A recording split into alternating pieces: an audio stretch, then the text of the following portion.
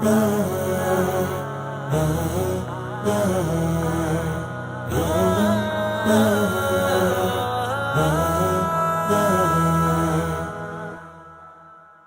حمد اللہ وحدہ لا شریک کے لیے جو ہمارا خالق و مالک ہے. بے حد و شمار درود و سلام اللہ کے آخری نبی حضرت محمد مصطفیٰ صلی اللہ علیہ وآلہ وسلم کی ذات بابرکات پر کہ جن کے امتی ہونے کا ہم نے شرف پایا ہے اور حضور کی نگاہ فیض سے غوث و رضا کا دامن ہاتھوں میں آیا ہے. ناظرین کرام، السلام علیکم ورحمۃ اللہ وبرکاتہ. میں ہوں آپ کا میزبان حافظ محمد طاہر قادری اور آپ دیکھ رہے ہیں اسلامک ڈیجیٹل اسٹوڈیو کے پلیٹ فارم سے ہمارا انتہائی خوبصورت programme Tahir Qadri podcast. ناظرین کرام، آج کی جو ہماری شخصیت ہے، جی ہاں، آج کی ہماری جو شخصیت ہے نا، وہ حافظ قرآن بھی ہے، عالم دین بھی ہے اور مفتی اسلام بھی ہے. ناظرین کرام، خطیب ایسے کہ محفلوں میں جب آپ خطاب فرماتے ہیں تو آپ کے لہجے کی سچائی بات کو لوگوں کے دلوں میں اتار دیتی ہے. جب آپ محبت مصطفیٰ صلی اللہ علیہ وآلہ وسلم کی بات کرتے ہیں تو لوگوں کو نبی پاک صلی اللہ علیہ وآلہ وسلم کا دیوانہ بنا دیتے ہیں. اور جب اسلامی مقدسات پر حملے ہوتے ہیں تو آپ کی صدائے حق سے باطل کے ایوان کانپ اٹھتے ہیں. ناظرین کرام، آپ کی ہماری محبوب شخصیت ترجمان فکر رضا حضرت علامہ مولانا مفتی سلمان احمد القادری الازہری صاحب، السلام علیکم ورحمۃ اللہ وبرکاتہ. وعلیکم السلام ورحمۃ اللہ تعالی وبرکاتہ. مفتی صاحب، کیسے مزاج ہے آپ کے؟ ٹھیک ہیں جی الحمدللہ، اللہ کا فضل و کرم احسان ہے، آپ تمامی حضرات کی دعائیں. ماشاءاللہ. میرے لیے تو مفتی صاحب یہ بہت خوبصورت موقع ہے کہ آپ کے ساتھ بیٹھ کر سوالات کرنے کا موقع مل رہا ہے. اور ناظرین کرام، ایسی شخصیت کے پوری دنیا میں الحمدللہ آپ کے چاہنے والے موجود ہیں، اور جب آپ گفتگو فرماتے ہیں تو یقین مانیں دل چاہتا ہے کہ بندہ سنتا رہے. آج ہم نے ان سے بہت ساری باتیں پوچھنی ہیں، لیکن آغاز میں ہم کچھ سوالات کریں گے جو خاص طور پر آپ ہی سے متعلق ہوں گے. مفتی صاحب، آپ کی اجازت ہو تو میں پھر آغاز کروں. جزاک اللہ. یہ شاید فرمائیے گا کہ آپ کا آبائی شہر کون سا ہے اور کس برادری سے آپ تعلق رکھتے ہیں؟ الحمدللہ وکفا وسلام علی حبیبہ المصطفیٰ، اما بعد فاعوذ باللہ من الشیطان الرجیم، بسم اللہ الرحمن الرحیم. واما بنعمت ربک فحدث، صدق اللہ مولانا العظیم. اللہم صلی وسلم علی سیدنا محمد وآلہ واصحابہ وبارک وسلم صلاۃ دائمۃ سرمدا ابدا. میں مشکور و ممنون ہوں آپ کی محبتوں کا، اور جس طرح سے آپ نے مجھ سے یہ طلب فرمایا میرے متعلق معلومات کا. سب سے پہلے میں اس بات کی آپ کو آگاہی دے دوں، میں وہ چیز نہیں ہوں کہ جس کو پہچانا جائے یا جس کو دیکھا جائے. ہماری جو کچھ بھی حیثیت ہے وہ مصطفیٰ کریم صلی اللہ تعالیٰ علیہ وسلم کی نسبت سے ہے. اس گلی کا گدا ہوں میں جس میں مانگتے تاجدار پھرتے. کیا بات، سبحان اللہ. اور پھر میں نے بھی یہ اپنا تعارف اور اپنا انٹروڈکشن اسی سے کرانے کی ہمیشہ کوشش کی ہے جس سے حضرت بیدم وارثی نے کہا تھا، سگے طیبہ سب مجھے کہہ کر کے پکاریں بیدم، واہ واہ واہ. یہی رکھی ہو میری پہچان مدینے والے. ہماری اصل شناخت تو یہ ہے. باقی جو پرسنل سوالات ہیں انٹرسٹ کے لیے اگر آپ نے سوال کیا یا ناظرین آپ کے چاہتے ہیں تو میں چند باتیں آپ کے سامنے رکھ دیتا ہوں. میں ہندوستان کے صوبہ کرناٹک سے تعلق رکھتا ہوں. میری پیدائش کرناٹک کا ایک شہر ہے ہبلی، اس کے قریب میں ایک قصبہ ہے تڑس نام سے، وہاں ہماری ولادت ہوئی. ماشاءاللہ. ویسے میرے والد گرامی بڑے عالم دین، اور وہ ہجرت کر کے آئے ہوئے تھے کیرلا سے. صوبہ کیرلا ایک ہندوستان کا علاقہ ہے، اور وہاں سے وہ اپنی دینی خدمات کے لیے کرناٹک میں آ کر کے بسے، بلکہ میرے دادا ہی آئے تھے، اور پھر اس کے بعد ہم وہیں آباد ہوئے. اور پھر جہاں تک آپ نے برادری کے متعلق سوال کیا ہے، اس سلسلے میں بھی ہمارا خاندانی وتیرہ یہ رہا ہے. میرے والد گرامی اس بات سے ہمیں منع کرتے تھے کہ نسب لوگوں کے پاس ظاہر کر کے اپنی فوقیت بتانا یہ مناسب نہیں. کبھی انہوں نے بھی اس چیز کا ہم لوگوں کو حکم بھی نہیں دیا اور نہ ہی اظہار کرتے. لیکن الحمدللہ میرا خاندان سیدنا ابو بکر صدیق رضی اللہ تعالیٰ عنہ سے ماشاء اللہ ماشاء اور اللہ الحمدللہ سبحان اللہ ہمارے خاندان میں ابھی بھی تقریباً 148 علماء موجود ہیں اللہ اکبر میرے والد گرامی کے خاندان میں. ماشاء اللہ ماشاء تو یہ علماء کا خاندان رہا ہے اور ہمارا سلسلہ نسب سرکار سیدنا ابو بکر صدیق رضی اللہ تعالیٰ عنہ تک ہے. یعنی کہ جو لوگ یہ سمجھ رہے ہیں کہ بھائی مفتی صاحب کوئی اپنے خاندان کے پہلے عالم یا مفتی ہیں، ایسا نہیں ہے، بلکہ 148 الحمدللہ. علماء آپ کے خاندان میں ماشاء اللہ ہیں. بلکہ میری تقریباً 8 پشتوں تک میں جانتا ہوں جو سب عالم دین ہیں ماشاء اللہ اور ان کی لکھی ہوئی تفاسیر قرآن بھی ہیں اور کئی کتب ہیں. الحمدللہ یہ دینی ماحول کئی صدیوں سے ہمارے گھر رہا ہے. سبحان اللہ سبحان اللہ. قبلہ میں چاہوں گا خاص طور پر آپ اپنے والد گرامی، چونکہ وہ بھی ایک بڑی شخصیت ہیں، جی. زبردست عالم دین ہے، تو ان کا تعارف آپ ارشاد فرمائیں. میرے والد گرامی حضرت مولانا محمد ابن حسن رضوی مصباحی علیہ الرحمہ وفات پا چکے. اللہ تبارک و تعالیٰ ان کی تربت پر رحم و کرم فرمائے. آمین آمین. بچپن سے ہی اپنے والد سے پڑھتے رہے. میرے دادا بھی بڑے عالم دین تھے، شہر کے قاضی بھی تھے، اور اس وقت ہمارے والد گرامی پڑھنے کے لیے باہر کہیں جانا چاہتے تھے تو اس وقت میرے والد کے ایک استاد تھے مولانا تقی الدین رحمۃ اللہ علیہ، وہ اپنے ساتھ ان کو راجستھان لے گئے. اچھا. اور وہاں پھر کمیٹی کے کچھ معاملات ہوئے تو حضرت ہمارے والد کو تنہا چھوڑ کر چلے گئے جب ان کی عمر اللہ 9 سال کی تھی. میرے والد فرماتے ہیں کہ اس وقت جو ہے میرے سامنے ایسی دقتیں تھیں کہ کمیٹی والے میرے استاد کے نام پر مجھ کو بھی کہنے لگے کہ تمہارے جو استاد لے کر کے آئے تھے وہ چلے گئے، تم یہاں کیا کر رہے ہو؟ کرناٹک سے آئے ہو راجستھان. ان کا بڑی مشقتوں کا سفر تھا، انہوں نے کئی مرتبہ اس کو بیان کیا. اس کے بعد وہ فرماتے ہیں کہ میں نے 3 جگہ پر خط لکھے، ایک بریلی شریف میں منظر اسلام، اور ایک مراد آباد حضور صدر الافاضل کا جو ادارہ تھا، اور اس کے بعد پھر ایک جامعہ اشرفیہ مبارک پور. کہ اس وقت خطوط لکھے جاتے تھے، جواب بھی آتے تھے. تو فرماتے ہیں سب سے پہلے مجھے حضور حافظ ملت رحمۃ اللہ علیہ کا جواب آیا کہ بیٹا آپ آ سکتے ہو، ہمارے ہاں داخلہ لے سکتے ہو. تو یہ تنہا ہم اپنے والد کو بتائے بغیر اشرفیہ پہنچ گئے، مبارک پور اعظم گڑھ، اور دقتوں کا سفر تھا. فرماتے ہیں کہ داخلہ میرا ہو گیا، میں بڑی خوشی سے حضرت کی شاگردی میں رہا، پڑھائی چل رہی تھی. پھر ہمارے دادا کو بعد میں خبر ہوئی کہ مولانا تقی الدین صاحب ہمارے بیٹے کو اکیلا چھوڑ کر دوسری جگہ چلے گئے، اور ان کے ساتھ یہ حالات ہوئے. پھر رابطہ ہوا تو خط آیا کہ بیٹا تم واپس چلے آؤ. اب ہمارے والد صاحب یہ کہنے لگے کہ نہیں اب مجھے جانا نہیں ہے. ہمارے دادا مزاج کے بڑے سخت تھے اور پابند شرابی اتنے کہ بہت چھوٹی چیزوں پر بھی بہت سختی فرمایا کرتے. اللہ. تو ہمارے والد گرامی کو دادا نے بلایا تو انہوں نے آنے سے انکار کیا. پھر اس کے بعد حافظ ملت رحمۃ اللہ علیہ کو خط لکھا کہ ہمارے بیٹے کو آپ واپس بھیج دیجئے. اللہ. یہ میں اس لیے عرض کر رہا ہوں کہ اس میں بہت ساری عبرتیں ہیں، بہت سارا درس ہے جو نئے طلباء ہیں ان کے لیے. جی جی.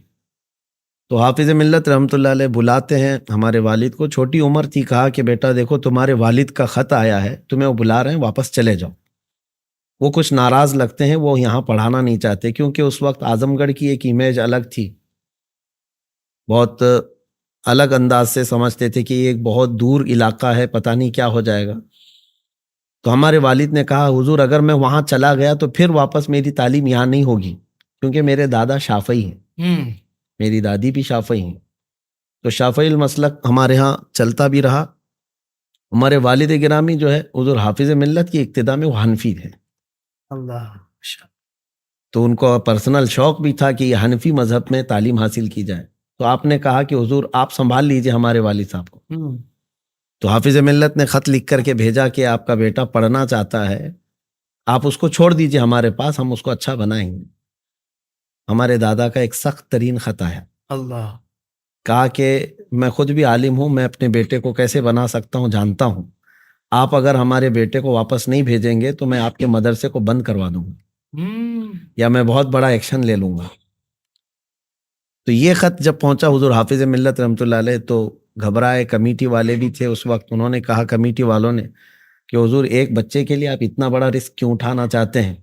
یہ صاحب کون ہیں کیا معلوم ہے اتنا خط سختی کے ساتھ لکھے ہیں.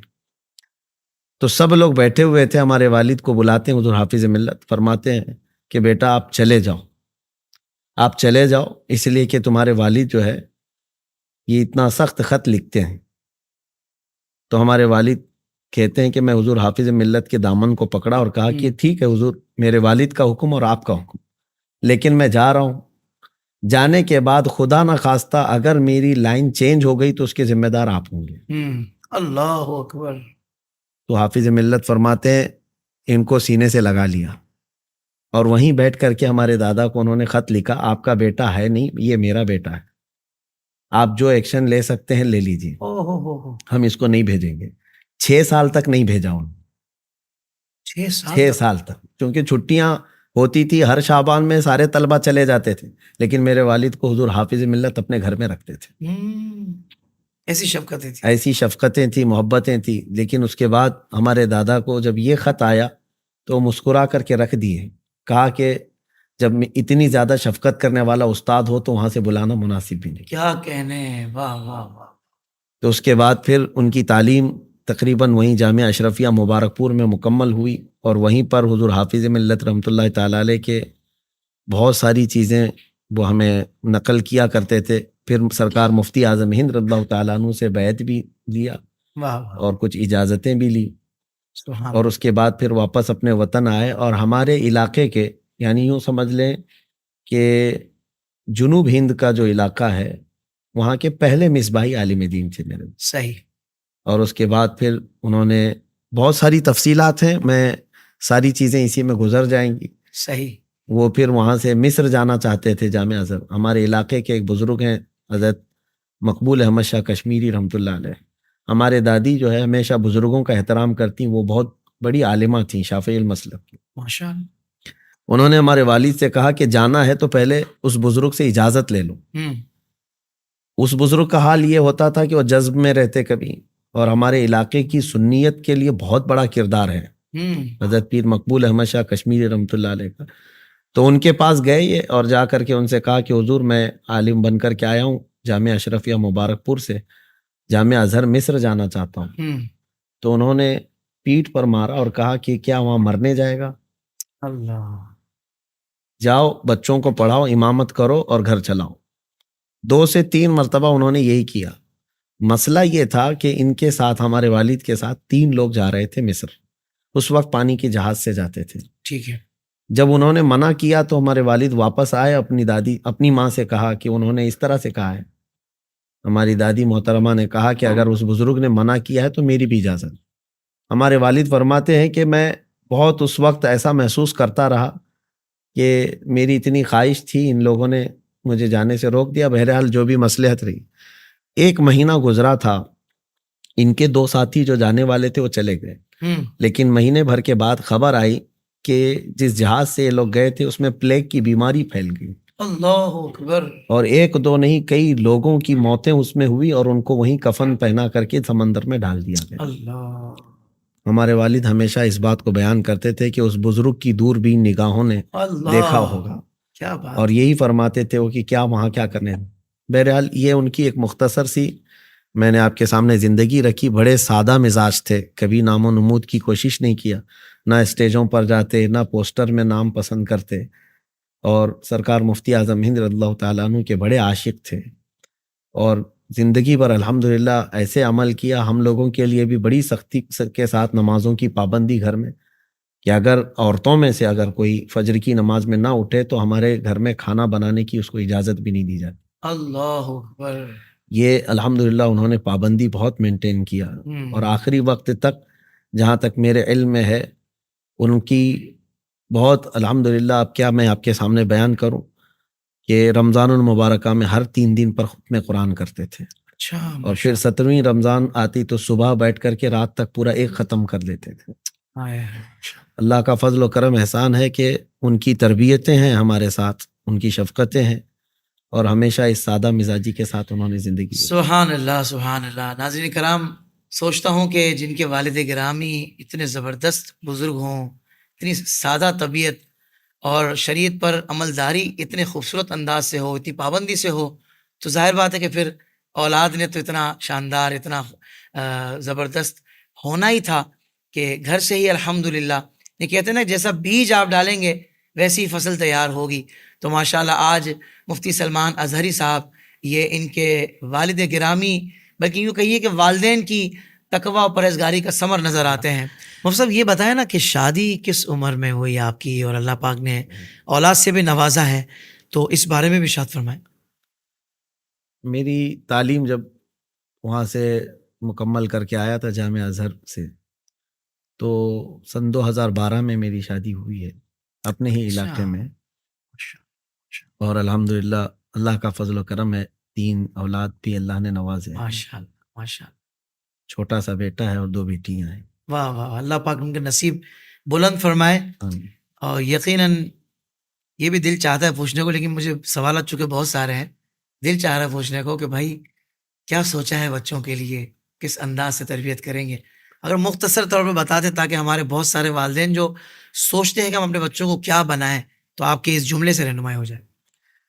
قرآن پاک کی میں تفسیر کیا کرتا تھا اس وقت، جو ہے سورہ آل عمران کی کچھ آیتوں کی تفسیر کے وقت میں کافی انسپائر تھا، جب حضرت بی بی مریم کی والدہ ماجدہ نے نظر کیا تھا اللہ کریم کی بارگاہ میں، انی نظر تو، اللہ تبارک و تعالیٰ کی یہ آیت ہے، اذ قالت امرأۃ عمران رب انی نذرت لک ما فی بطنی محررا فتقبل منی انک انت السمیع العلیم۔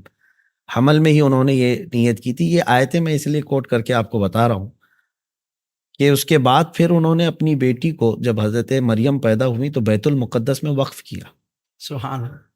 اور وقف کرنے کے بعد جو ہے اولاد کو اللہ کریم کی وہ ایسی نگہداشت میں ہوتا ہے۔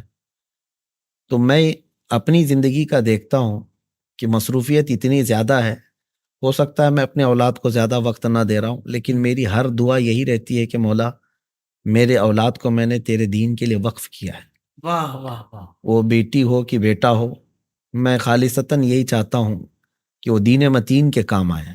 سبحان اللہ سبحان اللہ سبحان اللہ۔ اور آپ اگر یہ کہہ رہے ہیں کہ کیا بنانا چاہتے ہیں، ہر والد کا والدہ کا ایک ایکسپیکٹیشن ہوتا ہے بچہ بڑا بن جائے۔ میرا ایکسپیکٹیشن اتنا ہے کہ دنیا ان کو حضور پاک صلی اللہ علیہ وسلم کا کتا سمجھے، اور اتنا تعارف ان کا ہو جائے، بس ہم یہ چاہتے ہیں۔ سبحان اللہ، اللہ آپ کو سلامت رکھے۔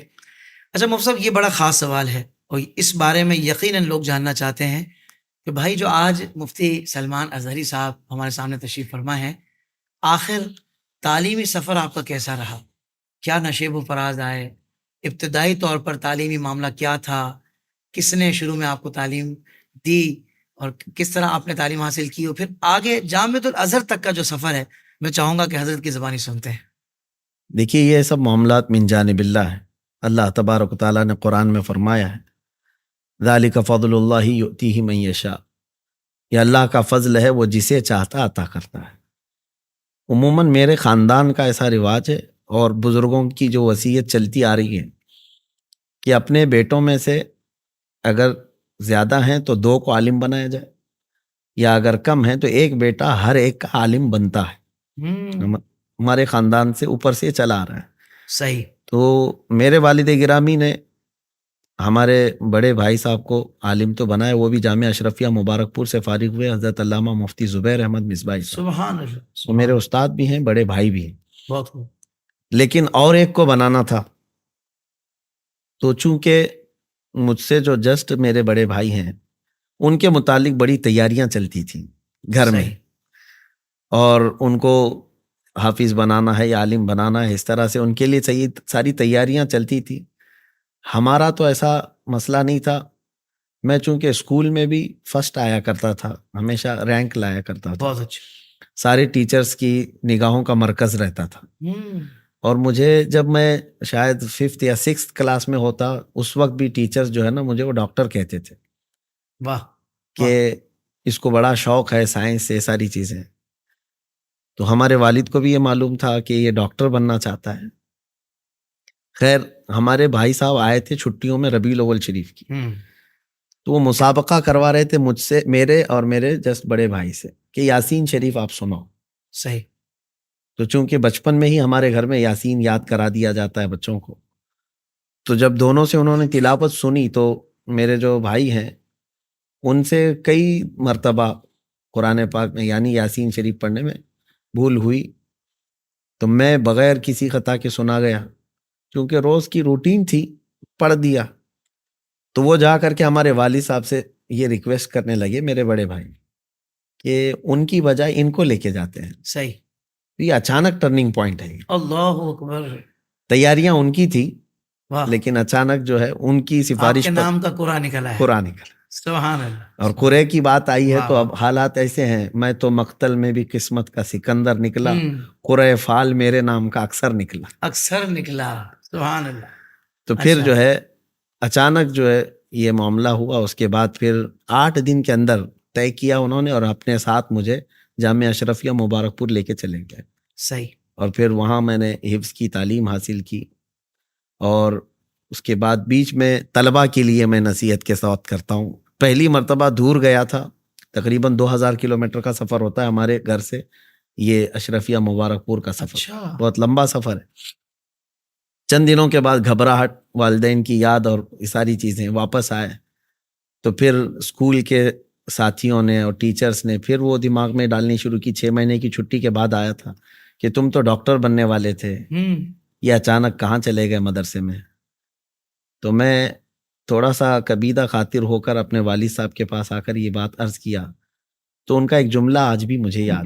انہوں نے کہا کہ بیٹا اس راستے پر چل پڑو, اللہ تبارک و تعالیٰ تم کو ایسا روحانی ڈاکٹر بنائے گا کہ دنیا کے ڈاکٹر بھی تمہارے سامنے ہیچ ہوں گے. کیا کہنے ہیں صاحب. واہ. اور اللہ کا فضل و کرم احسان ہے کہ حضور پاک صلی اللہ علیہ وسلم کی محبت کے اس راستے میں ہم نے دیکھا ہے کہ سارے لوگوں کو, پھر سارے بڑے بڑے ڈاکٹروں کو بھی ہمارے پاس آتے ہوئے دیکھا ہے. کیا بات, کیا بات ہے حضرت. وہ ضرور بتائیے گا جب آپ پہلی مرتبہ بریلی شریف گئے تھے, وہ میں چاہوں گا وہ منظر کیا تھا, کوئی خاص واقعہ بھی ہوا تھا اس موقع پر. جی, میں نے ایک تقریر میں اس کو بیان بھی کیا تھا. مسئلہ یہ تھا کہ میں حفظ سے فراغت حاصل کیا جامعہ اشرفیہ مبارک پور, اور ممبئی میں جامعہ غوثیہ سے عالمیت کیا, فضیلت کیا. اس کے بعد پھر بریلی شریف جانے کا میرا بہت بڑا خواب تھا کہ حضور سرکار سیدی تاج الشریعہ رحمۃ اللہ تعالی علیہ باحیات تھے اور وہ پڑھاتے تھے. اچھا.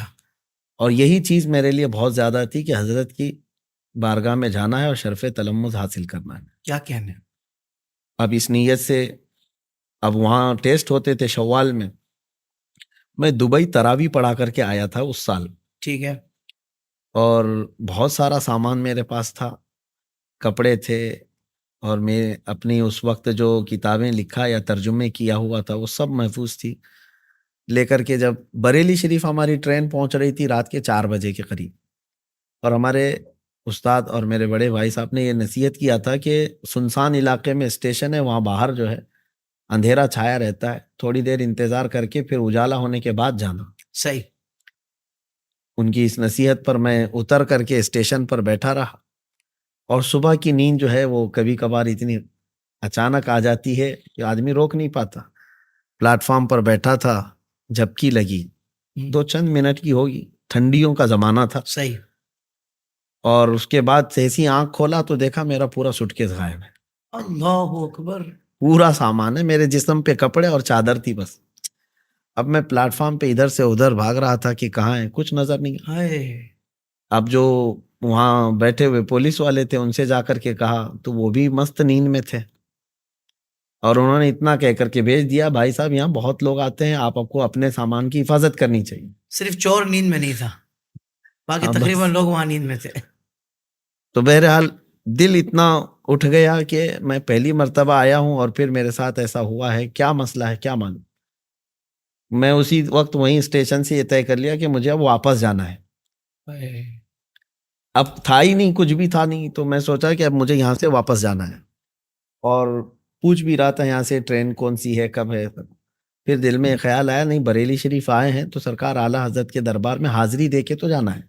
سبحان اللہ، بغیر حاضری دیے کیسے جائیں؟ واہ، تعلیم کا بعد میں دیکھا جائے گا. تو پھر میں یہ سوچ کر کے آیا اور مزار اعلیٰ حضرت پر جیسی ہی فجر کی نماز پڑھ کر کے میں جیسی گیا، سناٹا تھا، چند لوگ تھے، لیکن وہاں ایک قاری صاحب کھڑے ہو کر کے کونے میں یہ پڑھ رہے تھے اعلیٰ حضرت کی ہی نعت پاک. سونا جنگل رات اندھیری چھائی بدلی کالی ہے، سونے والوں جاگتے رہیو چوروں کی رکھوالی ہے. وہ پڑھتے جا رہے تھے اور میں فاتحہ پڑھ رہا تھا. بعد میں پھر دل میں احساس ہونے لگا کہیں یہ صاحب میرے لیے تو نہیں پڑھ رہے، جی، ہو، کیونکہ اشعار آپ پڑھیں گے آپ کو تو پتا ہے. تو غفلت تو تھی میری، سونے والوں جھاگتے رہیو چوروں کی رکھوالی ہے. شادی کا رہا تھا آپ پہ شعر پورا. تو پھر میں نے سوچا کہ نہیں، سرکار اعلیٰ حضرت علیہ رحمت و رضوان کی بارگاہ میں مجھے رہنا چاہیے. پھر اس کے بعد انہی کپڑوں کے ساتھ گیا جامعۃ الرضا میں. ٹیسٹ چل رہے تھے، جیسی ہی میں جا کر کے ٹیسٹ دیا، اللہ کا فضل و کرم احسان ہے کہ جب رزلٹ آیا تو سب سے پہلا نمبر میرا تھا. اچھا، وہاں بھی اول؟ اب یہ تو ٹیسٹ کا تھا، اول پوزیشن وہاں ٹیسٹ میں بھی، ماشاءاللہ، الحمدللہ اللہ کا فضل ہے. اس کے بعد پھر تعلیمی سلسلہ جو شروع ہوا، چند دن نہیں گزرے تھے کہ سرکار تاج الشریعہ رحمۃ اللہ تعالی علیہ نے اپنے خاص شاگردوں میں ایسا شامل فرما لیا کہ جب بھی عبارت پڑھنی ہوتی حضرت کے پاس تو میں ہی پڑھتا تھا. ماشاءاللہ. اور روزانہ حضرت پڑھاتے بھی تھے اور اس کے بعد پھر پوچھتے بھی تھے جانے کے بعد کہ آج سارے طلباء کو سمجھ میں آیا نہیں آیا، کچھ اشکالات ہیں کیا ہے. تو اس قدر حضرت سے قرب بڑھ گیا کہ الحمدللہ حضرت کی بہت عنایتیں ہیں. اور پھر میرے مصر جانے میں بھی حضرت کی ہی تحریک تھی. سبحان اللہ، سبحان اللہ. جامعہ ازہر بھی حضرت نے بھیجا، بلکہ یوں سمجھ لیں جامعۃ الرضا سے سب سے پہلی بیچ جو ازہر گئی ہے الازہر، اس میں تنہا تھا. اللہ اکبر. اور بڑی عزتوں کے ساتھ حضرت نے روانہ کیا تھا. میرے سر پر امامہ باندھا تھا، مجھے عطر کی ایک شیشی عطا فرمائی اور ایک دستی دی تھی، وہ ابھی رکھی ہوئی ہے. سبحان اللہ، سبحان اللہ. اور حضرت نے ایک شعر پڑھ کر کے کہا تھا، میں جب مصر گیا تھا جامعہ ازہر تو وہاں حالات کیا تھے اور اب تم جا رہے ہو. فتح الباری میں نے خریدا تھا، بخاری شریف کی شرح. حضرت نے فرمایا اس میں سب سے پہلے مجھے ایک شعر ملا تھا کہ سب سے بڑا زہر دنیا میں یہ دوستی ہے، اور یہ آدمی جتنی دوستی کم کرے گا اتنے امان میں رہے گا. تو آپ کی یہ نصیحت تھی، کہا کہ وہاں جانے کے بعد اس چیز پر آپ بھی عمل کرو. یہ ہے ہمارا بریلی سے ازہر تک کا سفر. سبحان اللہ، سبحان اللہ. ماشاء اللہ حضرت، مجھے تو بہت لطف آیا آپ کی یہ باتیں سن کر. اور یقیناً یہ جرنی جتنا سادگی سے آپ بیان کر گئے نا حضرت، یہ اتنی آسان نہیں تھی جتنا ہمیں سننے میں لگی ہے. یقیناً بہت سارے نشیب و فراز اس میں آئے ہوں گے. ایک بات میں یہاں ضرور کہنا چاہوں گا کہ دیکھیں، جامعۃ الرضا میں پڑھنے سے پہلے ایک آزمائشی مرحلہ ان کے پاس آیا، ان کے اوپر آیا، مفتی صاحب کے اوپر. مگر دیکھیں کہ عام طور پر ایسا کوئی آزمائشی مرحلہ آتا ہے نا تو ہم واقعتاً بیک ہو جاتے ہیں. کیوں؟ کیونکہ شیطان پورا زور لگاتا ہے کہ بھائی اگر یہ پڑھ گیا اور اس انداز سے پڑھ گیا کہ جس انداز سے اب یہ پڑھنے جا رہے ہیں تو ہو سکتا ہے کہ یہ میرے لیے بڑا خطرناک ہو، کیونکہ شیطان تو ظاہر بات ہے کھلا دشمن ہے.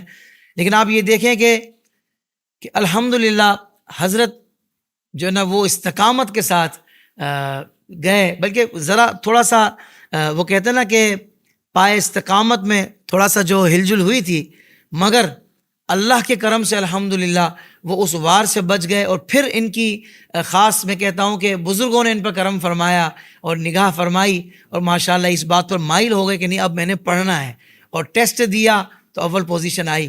تو یہاں سے جو ہمارے طلباء احباب ہیں، حضرات ہیں، وہ یہ غور کریں کہ بھائی اگر اس طرح کا کوئی مرحلہ آ جائے تو ہم نے دین کی پڑھائی سے، علم دین کے حصول سے بیک نہیں ہونا. ہم نے حالات کا سامنا کرنا ہے اور انشاءاللہ پڑھ کے رہنا ہے. اللہ تعالی ہمیں بھی توفیق عطا فرمائے.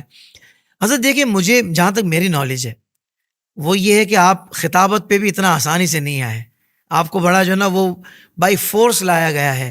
آپ کہتے تھے نہیں بھائی میں دیگر محافل میں تقریر کے لیے میں نہیں جاؤں گا، اور جو ہے نا میری دیگر معاملات سے توجہ ہٹ جائے گی، تدریس کا جو سلسلہ ہے. تو یہ ارشاد فرمائیے کہ حضرت آپ کس طرح آخر مائل ہوئے خطابت پر پبلکلی.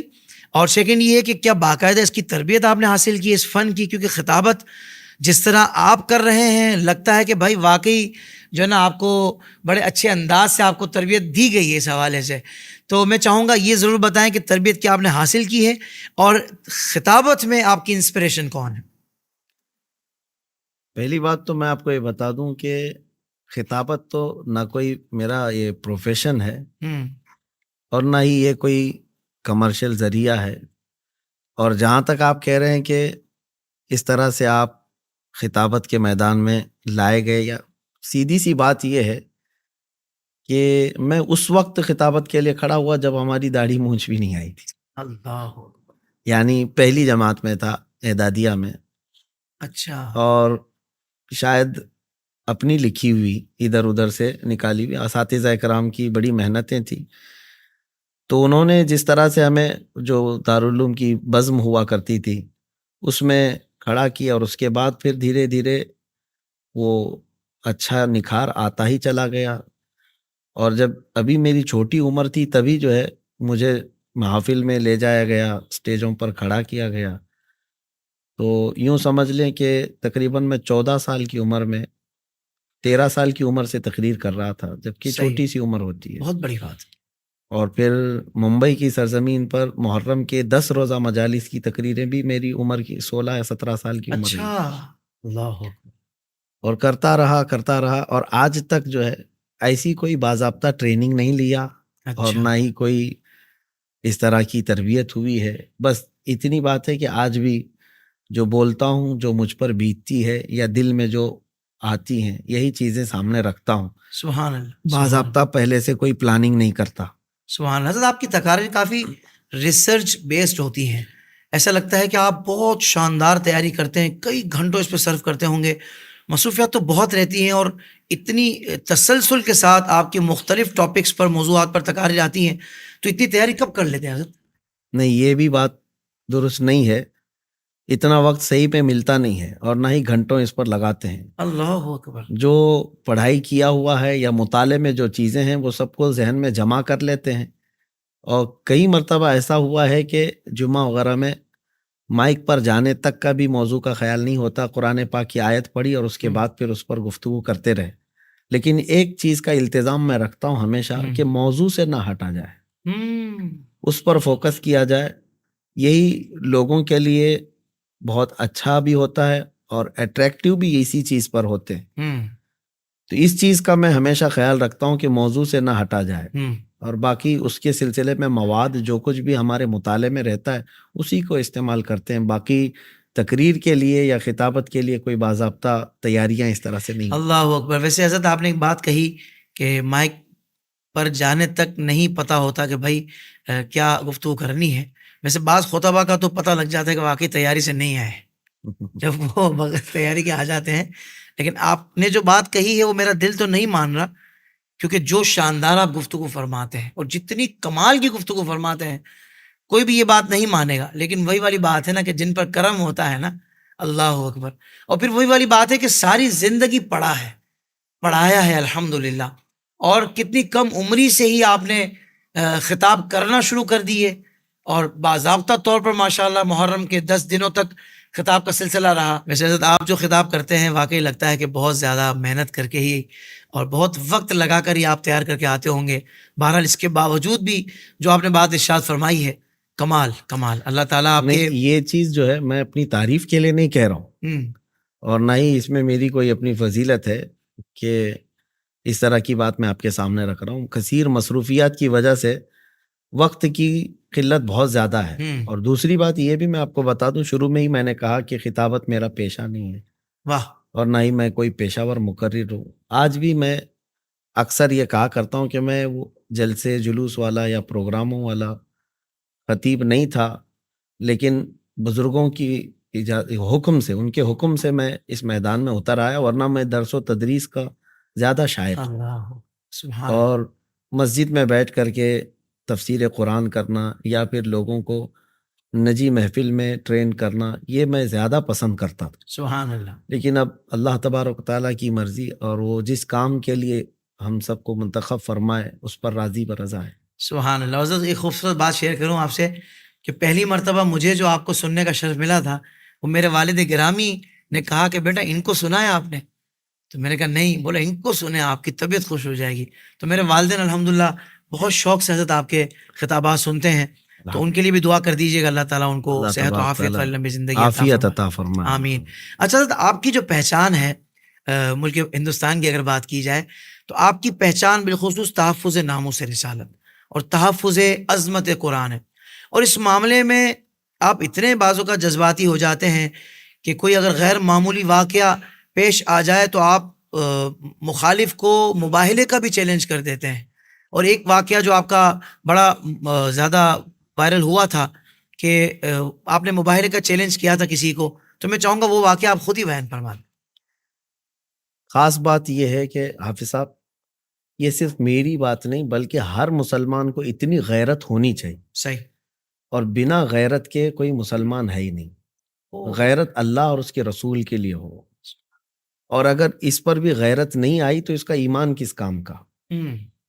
اور ہمارے بزرگوں نے فرمایا جب کسی مومن کی غیرت ایمانی جاگ جاتی ہے تو وہ زیر کو زبر کر سکتا ہے, زبر کو زیر کر سکتا ہے. اللہ.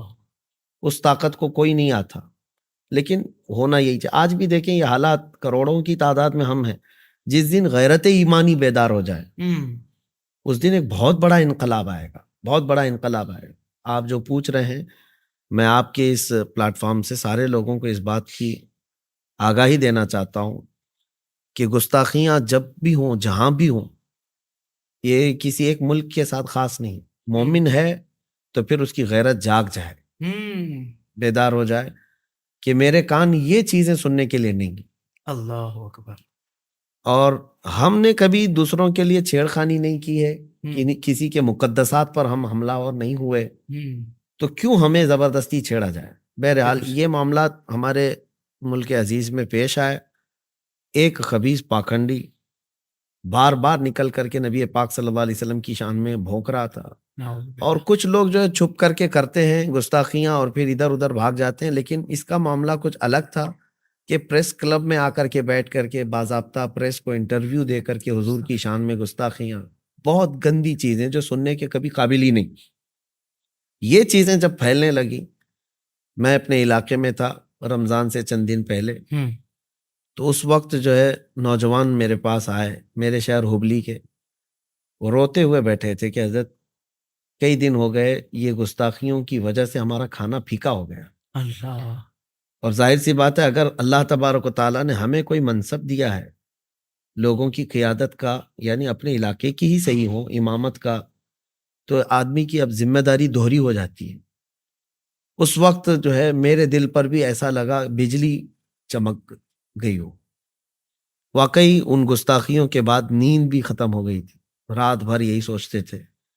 پھر اس دن اچانک سارے لوگوں نے مجھے بلایا, مغرب سے عشاء کے بیچ میں ایک محفل ہوگی مسجد کے اندر ناموس رسالت کے سلسلے میں, تو میں نے بیان کیا اس میں, اور نوجوانوں سے میں نے کہا کہ اب تک کے حالات بہت ہو گئے, ڈیبیٹ کرنا, ان سے مناظرے کرنا, کیونکہ یہ میڈیا میں بلاتے ہیں اپنے ہی زرخرید لوگوں کو, اور باقی سب کو ایسے بٹھاتے ہیں, اور پھر ایک مسلمان کو وہاں پر ڈیگریڈ کیا جاتا ہے, اور یہ دوسروں میں یہ ایک امیج چھوڑی جاتی ہے کہ یہ لوگ بڑے کمزور لوگ ہیں, ان کے ہاں دین کی نالج نہیں ہے, اور نہ ہی یہ ہمارے سوالوں کا جواب دے سکتے ہیں. یہ سب منظر دیکھتے دیکھتے تھک گئے ہم, جس کو بھی کھولو یہی ساری چیزیں تھیں. تو پھر جذبات سے آدمی بے قابو ہو جاتا ہے. میں نے پھر اس دن یہ اعلاناً کہا تھا کہ ٹھیک ہے, اگر اتنی زیادہ یہاں پر ہمت کے ساتھ کوئی حضور کی بارگاہ میں انگلی اٹھا رہا ہے تو میں اب ڈیبیٹ کرنے کے لیے نہیں آنا چاہتا, مناظرہ کرنے کے لیے نہیں آنا چاہتا, اس سے تو کچھ تمہارا حل نہیں. آؤ سیدھے میدان میں اترتے ہیں, آگ جلائی جائے, تم بھی چلو ہم بھی چلتے ہیں. اللہ. یہ ہمارے جذبات تھے, یہ بھی کوئی پری پلان نہیں تھا, منصوبہ نہیں تھا.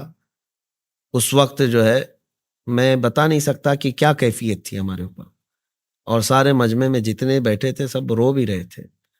اور میں نے اس وقت جو غصے میں کہا تھا, جذبات تھے لیکن وہ حق تھے. اگر اتنے جذبات نہیں ہیں تو پھر میں سمجھتا ہوں کہ مسلمان کس کام کا ہے. اللہ. اب یہ بات پہنچ گئی, اور اس خبیث کافر کی طرف سے پھر جواب بھی آیا. یہ سلسلہ چلتا رہا ہندوستان میں, اور پھر اس نے یہ ہم کو چیلنج کیا کہ میں دلی آ رہا ہوں. ڈیٹ بھی اعلان کر دیا کہ دلی کی جامع مسجد آؤں گا. تو اس طرح کے بہت سارے لوگ ادھر ادھر بیٹھ کر کے بھوکتے ہیں. تو میں نے وہ ڈیٹ بھی نوٹ کیا اور اس کے بعد پورا سوشل میڈیا پر میں نے ڈال بھی دیا کہ میں اس تاریخ کو پہنچ رہا ہوں. ایسا نہیں کہ چھپ کر کے جائیں گے. اور الحمدللہ وہ 17 جون کی تاریخ تھی. میں دلی کی جامع مسجد پہنچ بھی گیا. واہ. میں اپنے چند ساتھیوں کے ساتھ گیا, کوئی بہت بڑی فوج وغیرہ لے کر کے نہیں. اور جب پہنچے جمعہ کے بعد اس کے اعلان کے مطابق, تو پھر ہم نے وہاں کھڑے ہو کر کے بھی اعلان کیا. کہاں چلا گیا وہ خبیث کیڑا, دور دراز تک کہیں نظر ہی نہیں آتا. بلکہ ہم نے کہا کہ حضور پاک صلی اللہ علیہ وسلم کی عظمت کے لیے تم کیا تمہاری 7 نسلوں تک اس چیز کے لیے کھڑے نہیں ہو سکتے اللہ. کہ میرے آقا صلی اللہ تعالیٰ علیہ وسلم کی عزت کی طرف انگلی اٹھاؤ. وہ کہتا تھا کہ میں حقیقت بتاؤں گا, سچائی بتاؤں گا, نہیں آ سکا. تو یہ معاملات جو ہوئے تھے, میں یہ بتانا چاہتا ہوں کہ ہمیشہ اس بات کا ہمارے نوجوانوں کو بھی خیال رکھنا چاہیے کہ میرا دین سچا ہے. میرے نبی پاک صلی اللہ تعالیٰ علیہ وسلم کے اخلاق سب سے عالی ہیں. سبحان اللہ. تو پھر خوف کس بات کا, ڈر کس بات کا؟ خوف نہ رکھ رضا ذرا, تو ہے عبد مصطفیٰ, تیرے لیے امان ہے, تیرے لیے امان ہے. اللہ. تھریٹس ملی ہوں گی آپ کو, اس پر دھمکیاں ملی ہوں گی؟ یہ ساری چیزیں تو چلتی رہیں, بلکہ ہمارے اوپر کافی ایپیسوڈ بھی بنائے گئے. اچھا. ہم کو یہ کہا بھی گیا کہ یہ ہندوستان کا سب سے بڑا آتنکوادی کھلے عام گھوم رہا ہے, فلاں ہے. چینلز میں کہے جا رہے تھے. ہمیں اس کی پرواہ نہیں, کیونکہ ہم کسی سے اپنے دین کی, اپنے ایمان کی اور اپنے سچے ہونے کی سرٹیفکیٹ لینا نہیں چاہتے. میرا رب راضی ہے, رسول راضی ہے, کافی ہے. سبحان اللہ.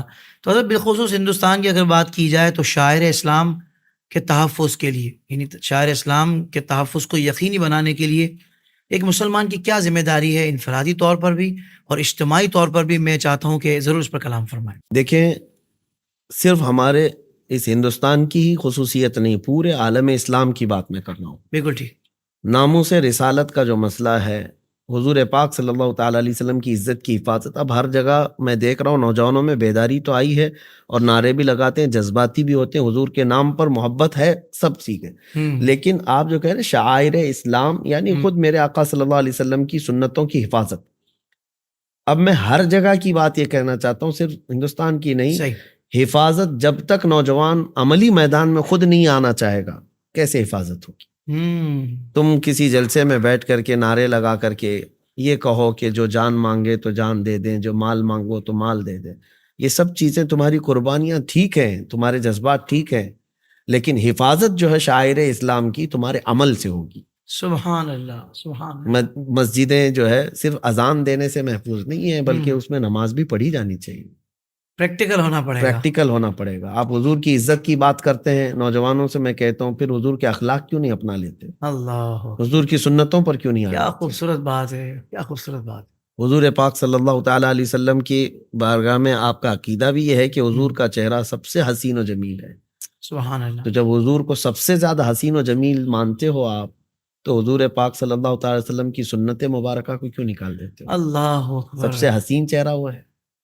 یعنی مخالف حضرت یہ دیکھ رہے ہیں کہ سامنے کی طرف صرف دعوے ہیں, عمل نظر نہیں آتا. یہی وجہ ہے, ہماری کمزوری یہی ہے. اور پھر ہمارے درمیان یہ باضابطہ پلاننگ کے ساتھ کیا گیا ہے, برسوں اس پر محنت کی ہے مخالفین اسلام نے, کہ اسلامی نوجوانوں کو توڑنے کے لیے ان کو عیاشیاں دے دی جائیں. ہم دیکھ رہے ہیں عرب ملکوں میں تو ایسا ہو چکا ہے. ان کے حالات دیکھ کر کے بڑا افسوس بھی ہوتا ہے کہ ان کے یہاں پورا اتنا ماڈرنزم ہے کہ یہ پورے کے پورے امریکہ کے پیچھے, UK کے ان کلچرز کو اپنانے میں فخر محسوس کرتے ہیں, جبکہ ہمارے لیے عزت رسول پاک صلی اللہ علیہ وسلم کے قدموں میں ہے. سبحان اللہ. سبحان اللہ. چاہے حضور پاک صلی اللہ تعالیٰ علیہ وسلم کے غلام کسی بھی زمانے میں ہوں, چاہے ترقی جتنی بھی ہو جائے, ہماری عزت حضور کے قدموں میں ہے. سبحان اللہ. سبحان اللہ. یہی ہمارے اسلاف نے, ہمارے اکابرین نے ہم کو تعلیم بھی دی ہے. صحابہ بھی اسی بات میں عزت ڈھونڈتے تھے. حضرت عمر کا یہ فرمان کہ مجھے میرے باپ کے نام سے لوگ نہیں پہچانتے, میں خطاب کا بیٹا ہوں جس کو بچپن میں 2 بکریاں سنبھالنی نہیں آتی, لیکن آج 36 لاکھ اسکوائر کلومیٹر پر تنہا عمر کی نگرانی ہے. اس لیے نہیں کہ خطاب کا بیٹا عمر ہے, اس لیے کہ محمد عربی صلی اللہ علیہ وسلم کا غلام عمر ہے. اللہ اکبر. سبحان اللہ. تو یہ ہماری جو زندگیاں ہیں اگر حضور پاک کے نقش قدم پر نہیں آئیں گی، اور پھر آپ کتنے بھی نعرے لگاؤ، اس سے کیا حاصل ہے؟ تو مطلب یہ ہوا حضرت کہ ساری دنیا میں جہاں بھی لوگ اسلامی شاعر کا تحفظ چاہتے ہیں تو سب سے پہلے وہ اپنے گریبان میں دیکھیں، اپنی ذات کو دیکھیں، اور یہ غور کریں کہ وہ کتنا حضور کی سنتوں پر عمل کرنے والے ہیں، بالکل حضور کی سیرت طیبہ کے مطابق اپنی زندگی گزار رہے ہیں، بالکل یعنی پریکٹسنگ مسلم بننا ہوگا۔ بالکل اس کے بننا، بعد ہی آپ یوں سمجھ لیں کہ ان کو پہلا جواب تو یہ دیا جائے۔ ایسا ہی ہے؟ آئیڈینٹی جو ہے اپنی جی۔ برقرار رکھنی بہت ضروری ہے۔ واہ واہ۔ ہماری شناخت کو غیروں نے چھین لیا، ہوں، اب نوجوانوں کی پہچان بھی ختم کر دی گئی ہے۔ اپنی آئیڈینٹی برقرار رکھو حضور پاک صلی اللہ تعالیٰ علیہ وسلم کی سنتوں کے ساتھ، یہ ایک بہت بڑے ناموں سے رسالت کی حفاظت کا کردار ہوگا، سبحان اللہ، اور شاعر اسلام اس سے محفوظ ہوں گے۔ سبحان اللہ۔ اچھا، آپ کے سوشل میڈیا پہ بڑے چرچے ہیں، کہیں وجہ یہ تو نہیں کہ آپ ہاٹ ایشوز پہ بہت زیادہ گفتگو کرتے ہیں؟ دیکھیے حافظ صاحب، ہاٹ ایشوز پہ گفتگو کرنا ہی چاہیے، صحیح۔ اس سے گھبرا کر، اس سے ڈر کر کے بھاگنے کا کوئی مطلب نہیں ہے۔ ہاٹ ایشوز کا مطلب یہ ہے کہ اگر ہم کو کوئی اکسا رہا ہے اور چھیڑ رہا ہے اور اس پر اگر ہم گفتگو نہ کریں تو اتنے بزدل تو نہیں ہے، ایمان ہے، حضور پاک صلی اللہ علیہ وسلم سے بے انتہا محبت کرتے ہیں، تو ان مسائل کو ٹچ کرنے میں کیا حرج ہے؟ تو صرف سلمان اظہری کیوں، یا آپ کی آواز زیادہ پہنچ جاتی ہے، یوں کہہ سکتے ہیں؟ مسئلہ یہ نہیں ہے سلمان اظہری ایک ہی ہے، سارے علماء اپنے اپنے تئیں کام کرتے ہیں، کچھ جو ہے اس میں کوئی شک نہیں ہے۔ اپنے مساجد میں، کسی کے حلقے ہیں، مشائخ میں کسی کو بھی بلیم نہیں کرتا، سب کے کام کا انداز الگ ہے، صحیح۔ اور کسی کا کام لوگوں کے سامنے پہنچ جاتا ہے۔ ویسے تو آپ کے علاقے میں نعت خواں بہت ہوں گے، آپ ہی کی نعت زیادہ کیوں چلتی؟ اللہ، تو کوئی ایک اس طرح سے نشر ہونے کا ذریعہ بن جاتا ہے، اللہ، اور اللہ تبارک تعالیٰ نے مجھے ذریعہ بنایا۔ ماشاء اللہ ماشاء اللہ، تعالیٰ آپ کی آواز کو اسی طرح بلند رکھے حضرت، اور لوگ آپ کی رہنمائی سے کوئی بھی موضوع ہو، چاہے وہ ہاٹ ایشوز ہوں یا مسلمات ہوں اہل سنت کے، اس پر رہنمائی ہمیشہ حاصل کرتے رہیں اور اس پر عمل کرنے والے بنے رہیں۔ اچھا حضرت، ایک بڑا اہم معاملہ ہے، وہی جو میں ہاٹ ایشوز کی بات کی، اور میں خود ہی سوال اب آپ سے کر رہا ہوں کہ ساری دنیا کے مسلمان اسرائیلی مظالم پر، فلسطین کے حق میں سراپا احتجاج ہے۔ مسلم امہ کا نمائندہ ہونے کی حیثیت سے فلسطین پر آپ کیا موقف پیش فرمائیں گے؟ مسلم امہ کا خادم ہونے کی حیثیت سے صحیح، یہ عرض ضرور کروں گا، یہاں پر بھی غیرت ایمانی ہو۔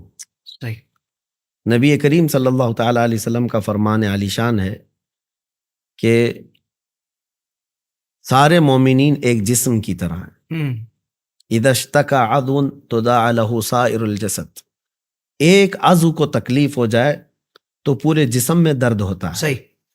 تو آج وہ خطہ جو فلسطین کا ہو، چاہے وہ عراق کا ہو، چاہے شام کا ہو، چاہے یمن کا ہو، جہاں کہیں پر بھی یہ مومنین پریشان حال ہوں گے، اگر ہمارے اندر تکلیف نہیں آئی تو اس کا مطلب ہے کہ پھر ایمان کی کمزوری ہے۔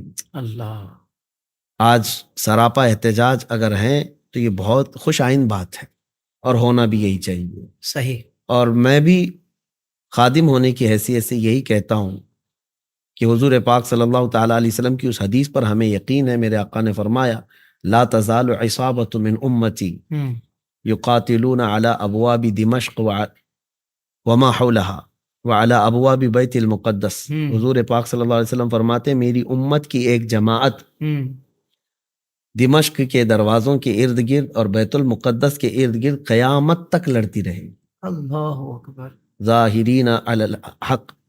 اور پھر حدیث پاک کی الفاظ بھی ہیں لا یضرہم خذلان من خذلہم الی ان تقوم الساعہ۔ حضور پاک صلی اللہ علیہ وسلم نے فرمایا دوسروں کے برا چاہنے سے ان کا کچھ نہیں ہوگا۔ اب یہاں پر میں نے ابھی اپنے چند دنوں پہلے کے ایک بیان میں بھی کہا تھا کہ جب یہ لفظ ہے کہ دوسروں کے برا چاہنے سے ان کا کچھ ہوگا نہیں، تو آج حالات تو دکھ رہے ہیں کہ ان کا تو بہت کچھ خراب ہوا ہے، ٹکڑے ہو گئے، ان کی موتیں ہو رہی ہیں، کثرت سے گھر اڑا دیے گئے، اتنا برا ہو گیا ہے۔ پھر حدیث کے یہ الفاظ، جی، سچی بات یہ ہے کہ آپ پریکٹیکلی جا کر کے بھی ان کو دیکھیں، یا جس طرح میں نے دیکھا ہے قریب سے، گھر ٹوٹ جانا، جان کا چلا جانا، یا پھر یہ سب کے ختم ہو جانا، یہ ایک چھوٹی مصیبت ہے۔ ایمان چلا گیا تو یہ سب سے بڑی مصیبت ہے. اللہ اور میں نے وہاں کے چھوٹے سے چھوٹے بچے کے اندر بھی ایمان مضبوط دیکھا. اللہ اکبر. تو یہی ہے کہ ان کے بارے میں کہا گیا ہے کہ دوسروں کے برا چاہنے سے ان کا کچھ نہیں ہوگا. اللہ آپ یقین کریں کہ کسی کا گھر سامنے اڑا دیا گیا ہو اور ان سے آ کر کے کوئی انٹرویو لے رہا ہو تو وہ یہ ہنس کر کے کہتا ہو اللہ نے دیا تھا پھر دے گا اللہ تعالیٰ. اللہ. یہ ایک ایمانی جو یہ استقامت ہے. یہ حضرت ایک جملہ کسی کے لبوں سے میں نے وہاں نہیں سنا کہ جس نے کہا ہو کہ بھائی میرے ساتھ یہ مطلب برا ہوگی، کوئی شکوہ نظر نہیں اس آیا. کے علاوہ یہ بھی تو خبر سنی ہوگی نا آپ نے کہ 24 گھنٹے کا الٹیمیٹم ان کو دیا گیا تھا کہ 10 لاکھ لوگ خالی کریں. کہاں ہیں؟ کتنے لوگوں نے خالی کیا؟ اللہ اللہ. جہاں روز رات کو بم برس رہے ہوں اس جگہ کون رات کو چین سے سوتا ہے؟ اس کو تو چاہیے کہ بھاگ کر چلا جائے، لیکن وہ وہیں ڈٹے ہوئے ہیں، جمے ہوئے ہیں. یہی ان کے ایمان کی استقامت کی علامت ہے. اللہ اکبر کبیر. اور ہم ان کے ایمان کی استقامت کی مزید دعا کرتے ہیں اور ہم سراپا احتجاج ہیں. اور ظالموں کے خلاف مذمت کرنے میں ہمیں کوئی بھی ذرا برابر بھی خوف نہیں ہے، ڈر نہیں ہے. جہاں ہزاروں کی تعداد میں بچے مر گئے، ان سویلینز کا کیا قصور ہے جو مارے جا رہے ہیں؟ تو یہ تمام چیزوں کی میں سخت ترین مذمت کرتا ہوں. اور پھر میں کے قانون بھی یہ بھول چکے ہیں جی. لیکن یہاں ساتھ میں امت مسلمہ کو پھر میں یہ کہنا چاہتا ہوں کہ غیرت ایمانی بیدار کرو. پڑوس میں اگر آگ لگی ہے تو یہ مت سمجھنا کہ تمہارا گھر محفوظ ہے، اس کی چنگاریاں تمہارے گھر کو بھی آ سکتی ہیں، جلا سکتی ہیں. اللہ اکبر. بیداری پیدا کرو. اللہ تعالیٰ سے دعا اللہ تعالیٰ فلسطین کے مسلمانوں پر خاص رحم فرمائے، ان کی غیب سے مدد فرمائے، ان کی حفاظت فرمائے، اور جو ان پر ظلم کر رہے ہیں اللہ تعالیٰ ان کو نیست و نابود فرمائے. آمین. حضرت دوبارہ میں چاہ رہا تھا کہ آپ کے حوالے سے ہی کچھ باتیں جاننا چاہ رہے تھے کہ آپ کے مرشد گرامی تو حضور تاج الشریعہ ہیں. پہلی ملاقات کب ہوئی تھی ان سے؟ یہ میرے زمانے طالب علمی میں جب جامعہ اشرفیہ مبارک پور میں تھا، حفظ کی تعلیم حاصل کر رہا تھا، تو اس وقت حضرت وہاں پر دورے پر آئے تھے. یہ پہلی ملاقات تھی اور پہلی نظر دیکھا تھا، اور اس کے بعد سے آنکھوں سے وہ چہرہ اوجھل ہی نہیں ہوا. اللہ سبحان اللہ. اس وقت میری عمر تقریباً 13 سال کی رہی ہوں گی. اور اس کے بعد پھر باضابطہ جب بریلی شریف حاضر ہوا تو حضرت کی بارگاہ میں قرب حاصل کرتے رہے.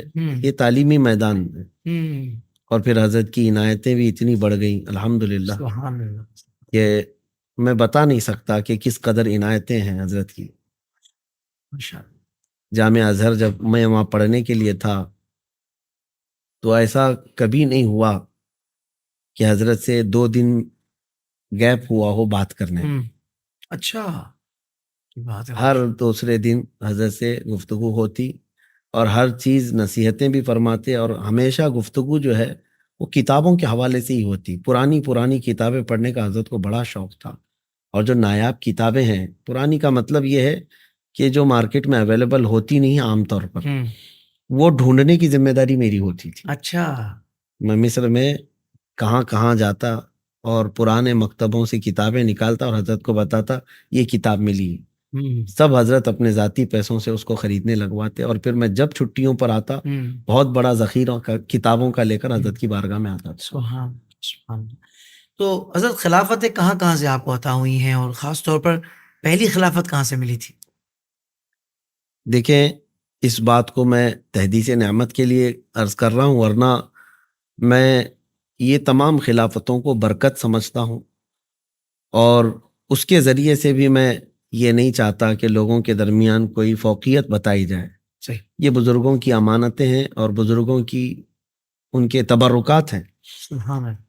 میرے مرشد گرامی حضور تاج الشریعہ رحمۃ اللہ تعالی علیہ نے نوازا، اور ماررہ مطہرہ سے سید ملت حسان الہند حضرت نظمی میاں صاحب قبلہ سید آل رسول حسنین میاں ماراروی رحمۃ اللہ علیہ، سبحان اللہ، جب میں طالب علمی کے زمانے میں تھا تبھی آپ نے خلافت سے نوازا تھا. واہ. اور اس وقت میں نے حضرت سے یہ عرض بھی کیا تھا کہ حضور میں اس کا اہل نہیں ہوں، آپ نے اتنی بڑی امانت دی ہے ماررہ مطہرہ کی خلافت، تو آپ نے میرے پیٹھ پر مار کر کے کہا تھا یہاں اہل بنانے کے لیے دیا جاتا ہے.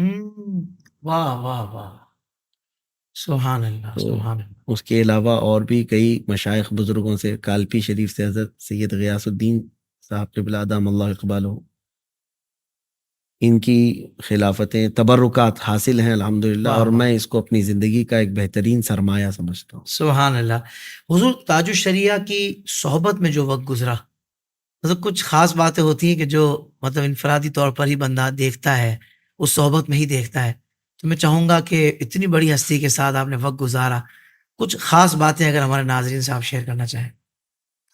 خاص طور پر حضرت کا جو تقویٰ تھا وہ میں نے بہت قریب سے دیکھا کہ اس زمانے میں ہم حضرت کے پاس موجود رہے جب حضرت کی ظاہری بصارت نہیں تھی، آنکھوں سے صحیح۔ دیکھتے نہیں تھے، لیکن میں نے یہ محسوس کیا ہے، بہت جگہوں پر دیکھا لیکن حضرت کو قریب سے دیکھا، وہ ظاہر میں بھی ویسے ہی متقی تھے، باطن میں بھی ویسے ہی تھے۔ سبحان اللہ، سبحان اللہ۔ وہ ان کا تقویٰ اس طرح کا تھا کہ ایسا نہیں ہے کہ گھر کے اندر مخصوص لوگ بیٹھے ہوں، نجی محفل چل رہی ہو تو کچھ اور باتیں نکل جاتی ہیں، کبھی بھی نہیں دیکھا گیا۔ جو شریعت کے متعلق آپ کی سختیاں تھیں، پابندیاں تھیں، وہ گھر کے اندر بھی اسی طرح سے تھی۔ صحیح۔ گھر کے اندر نمازوں کی پابندی کا بھی حضرت کے میں نے بہت قریب سے دیکھا، اور آخری وقت تک حضرت کھڑے ہو کر نماز پڑھتے رہے۔ اللہ اللہ۔ اور الحمدللہ یہ ساری چیزیں جو ہے، اس لیے میں عرض کر رہا ہوں، ایک مرتبہ ایسا ہوا کہ حضرت حجرے میں تھے، لوگ ملاقات کے لیے بہت سارے آئے ہوئے تھے، تو ملتے رہتے، تانتا لگا رہتا تھا اور سب چلے گئے، تو حضرت کو اپنا لباس بدلنا تھا، صرف اپنا کرتا بدلنا تھا، اور حضرت کسی کے سامنے کپڑے نہیں بدلتے، لوگوں کو خالی کرنے کا حکم دیا گیا، تو سب چلے گئے اور میں کونے میں چھپ کر کے کھڑا تھا۔ حضرت بس یہ ہے کہ حضرت سے مجھے تھوڑی دیر کے لیے بھی دور جانا اچھا نہیں لگتا، اللہ۔ تو میں کھڑا رہ گیا، اور اس کے بعد حضرت کے پاس جو کپڑا تھا اٹھائے، پھر اپنا جبہ اتار رہے تھے، پھر رک گئے، پھر اتار رہے تھے، پھر رک گئے۔ تھوڑی دیر کے بعد حضرت نے وہیں پر پلنگ پر بیٹھ کر کے کہا، کوئی اور ہے کمرے کے اندر؟ اللہ اکبر۔ تو ایسا سمجھیں کہ میرے جسم میں پوری کپ کپی طاری ہو گئی، میں پسینے میں تھا اس وقت۔ یہ سوچ ہو سکتا ہے کہ حضرت کی نظریں نہیں دیکھ رہی ہوں، اس لیے کوئی کھڑا ہو تو نہیں دیکھتے، ایسا نہیں ہے۔ ہم نے اس متقی کا دامن تھاما ہے جس کی دل کی نگاہیں دیکھتی تھی، سبحان اللہ۔ اس کو روشن ضمیر کہا جاتا ہے۔ کیا کہنا ہے مفتی صاحب، واہ واہ واہ۔ میں نے آ کر قدموں کو پکڑا اور کہا، حضور بس میں ایسے ہی کھڑا رہ گیا تھا، کہا کہ میں کرتا بدل رہا ہوں، اس کے بعد آ جاؤ۔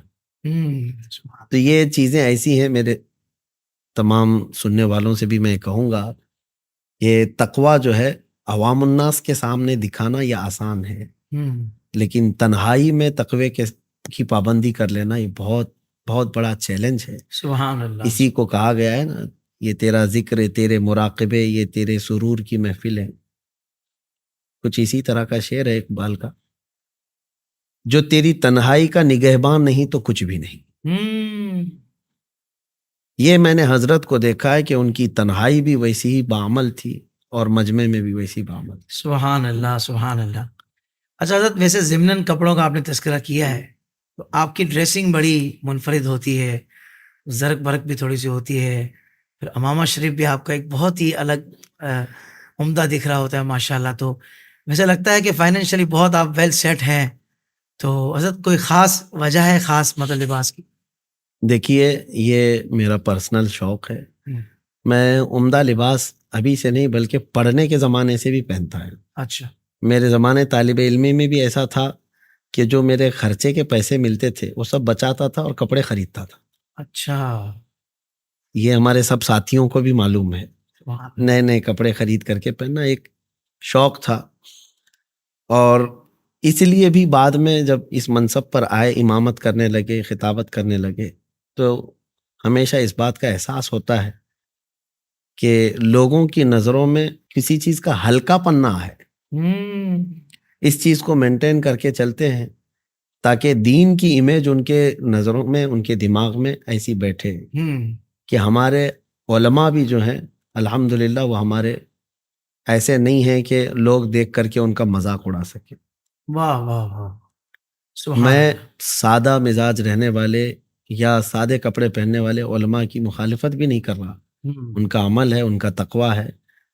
لیکن بہت سارے لوگ اس سلسلے کو لے کر کے سوشل میڈیا پہ بھی کچھ نہ کچھ باتیں کرتے رہتے ہیں. پہلی بات تو یہ ہے کہ میں ان کے کپڑے نہیں پہنتا، میں اپنے ہی پہنتا ہوں. کیا کہنے ہیں، کیا کہنے ہیں، سبحان اللہ، اور مجھے اتنا پہننے کا حق شریعت نے دیا ہے. سبحان اللہ. نبی پاک صلی اللہ تعالیٰ علیہ وسلم کے متعلق بھی ہے، سیرت میں ہے کہ جب کوئی وفد آپ سے ملاقات کرنے کے لیے آتا تو حضور پاک صلی اللہ علیہ وسلم کے پاس سرخ دھاری دار ایک جبہ تھا، وہ آپ زیب تن کر کے آتے تھے تو صحابہ کہتے ہیں ایسا حضور پاک صلی اللہ علیہ وسلم لگتے جیسے حسین گلاب کھلا ہوا. سبحان اللہ، سبحان اللہ. تو یہ بھی ہے، نبی پاک صلی اللہ تعالیٰ علیہ وسلم نے عمدہ لباس پہننے کا فرمایا ہے. اور محدث اعظم پاکستان علیہ الرحمہ کا ایک قول ہمیں ملا تھا، آپ نے فرمایا تھا کہ علماء کو چاہیے کہ مہنگی جوتیاں پہنے، اچھی جوتیاں پہنے. شاگردوں نے پوچھا ایسا کیوں ہے؟ کہا کہ تاکہ دنیا داروں کی نظریں خالی علماء کی جوتیوں پہ رہے. کیا بات ہے، واہ واہ واہ، سبحان اللہ. حضرت آپ جو شیروانی وغیرہ پہنتے سارے ہی میں نے دیکھا ہے، کوئی شادی میں اپنی پہنتا ہے، کوئی بچوں کی شادی میں پہنتا ہے. جی. تو آپ کی نیت کتنی زبردست ہے کہ بھائی یعنی دین کی بات، علم کی بات کرنے والے کو کوئی حقیر نہ سمجھے، کوئی حقیر نظروں سے نہ دیکھے. دیکھیں اس پر بھی نیت کا عمل دخل ہے، ورنہ ہم نے بہت سے سادے لباس میں ایسے لوگ دیکھے ہیں کہ جب وہ بولتے ہیں نا تو ہم کہتے ہیں یار لباس سادہ ہے مگر کردار، یہ گفتار اتنی سخت ہے، اور ایک جملہ بولا اور اس میں بھی دل آزاری کر دی. میں بھی وہی بات کروں گا کہ میں سادہ لباس پہننے والوں کی مخالفت نہیں کر رہا، وہ اس سے زیادہ خوبصورت عمل ہے کہ لباس بھی سادہ ہو خاص نیتوں کے ساتھ، اور پھر اس کے بعد عمل بھی آپ کا انتہائی شاندار ہو تو سبحان اللہ، سونے پہ سہاگا ہے. مگر حضرت کی بات بھی اپنا ایک وزن رکھتی ہے. اور سبحان اللہ. قطع کلامی کی معافی، میں یہ بھی آپ کو بتا دوں میں سادے لباس بھی پہنتا ہوں، ایسا نہیں ہے کہ ہمیشہ اس لباس میں رہتا ہوں. میں سادہ لباس ایسا پہن کے جاتا ہوں کہ ہمارے علاقے کے نہیں پہچانتے مجھ کو. اللہ اکبر. عموماً ایسا ہوا، ابھی آج آستانے سے باہر آ رہے تھے، ہمارے قافلے والے میرے سامنے سے گزرتے چلے گئے لیکن وہ مجھے دیکھ بھی نہیں سکے، میں ان کے سامنے سے ہی جاتا رہا. اچھا. تو ایسا نہیں ہے کہ میں سادے کپڑے پہنتا ہی نہیں، پہنتا ہوں. لیکن جب اس طرح کی تقاریب ہوتی ہیں، دینی مجالس ہوتی ہیں، تو ان میں اس لباس کا اہتمام کرتا ہوں. سبحان اللہ. اور اس میں کیا برائی ہے؟ دنیا جو ہے اپنی پارٹیوں کے لیے اہتمام کرتی ہے اور میں حضور پاک کی بات کرنے کے لیے اہتمام کروں تو کیا؟ سبحان اللہ، سبحان اللہ. سلامت رہیے. اچھا بس آخر کی کچھ باتیں ہیں. فلاحی کاموں میں بھی حضرت دیکھا ہے کہ آپ ماشاءاللہ ایکٹیو رہتے ہیں، کچھ نہ کچھ فلاحی، انسانیت کی فلاح و بہبود کے لیے بھی آپ کوشاں رہتے ہیں. تو اس حوالے سے بھی کوئی آپ کا ادارہ وغیرہ ورک کر رہا ہے، یہ ارشاد فرما دیں. اور ساتھ ہی ساتھ امت مسلمہ کی تعلیم و تربیت کے لیے بھی کوئی بڑا ادارہ یا کوئی اسلامک یونیورسٹی یا کوئی اس طرح کا آپ کا فیوچر میں کوئی گولز ہیں، کوئی ایسے ٹارگیٹس ہیں جو آپ اچیو کرنا چاہتے ہوں؟ جی بالکل، میں اسی مزاج کا آدمی ہوں اور میں فیلڈ ورک چاہتا ہوں. اور ابھی آپ نے جیسے تنظیم کے سلسلے میں پوچھا، ہماری ایک الامان سنی فاؤنڈیشن ہے، ٹھیک ہے، رجسٹرڈ ہے، ایک ٹرسٹ بھی ہے. اس کے انڈر میں ہم لوگ بہت سارے کام کرتے ہیں، فلاحی کام، جیسے غربا اور مساکین تک پہنچنا. اور ہم جو ہے، میں جنوب ہند کے متعلق بتاؤں، کئی ایسے کاموں کا بیڑا ہم نے اٹھایا تھا. نوجوانوں کو بیزی رکھنا ہے. صحیح. اس کی وجہ یہ ہے کہ جب یہ کام کرتے رہیں، دینی معاملات میں ہو یا فلاحی کاموں میں، تو یہ کم سے کم غلط راستوں پر جائیں گے. اور اگر ان کو بیزی نہیں رکھا جائے، مصروف نہ رکھا جائے، تو خالی دماغ شیطان کا ہوتا ہے اور یہ پھر عیاشیوں کے اڈوں پر چلے گئے، اوباش نوجوانوں کی دوستی میں چلے گئے.